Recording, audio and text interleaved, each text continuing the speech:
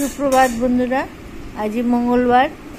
আমরা এসেছি খাবার দাবার নিয়ে, কিন্তু আজকে তোমাদেরকে দেখানোর মতো কোনো খাবার আজকে সেইভাবে বানানো হয়নি। না শরীর ভালো না, দেখানো হচ্ছে খুব একটা আহামরি না হলেও ওই চলছে আর কি। দেখো কলমি শাক, সেই যা খাই তাই দেখাবো তোমাদেরকে। সবসময় যে ভালো ভালো রান্না করে দেখাতে হবে তার তো কোনো মানে নেই।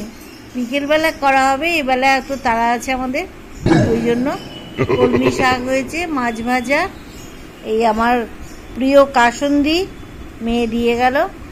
আর এইটা দেখো, এইটা মাছের তেল আছে, মাছের তেল বেগুন দিয়ে, রসুন পেঁয়াজ আর কি দিয়েছিস? হ্যাঁ, মাছের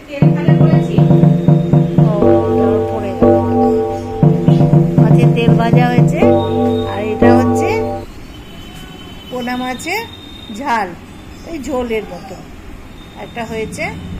এই মাছের ঝোল হয়েছে, মাছ ভাজা, শাক, আর হচ্ছে এই মাছের তেল ভাজা। আর এই যে সেই কালকে চাল তার টক, এই ঠাকুর পুজো হয়েছিল সেই টকটা, ওই রোজ একটু করে খাই আমরা। এই সব হয়েছে, এইসব দিয়ে আজকে খাওয়া। এই আমাদের হ্যাঁ, এইটুকুনি ভাত, সেটাই যা খাই তাই দেখাই।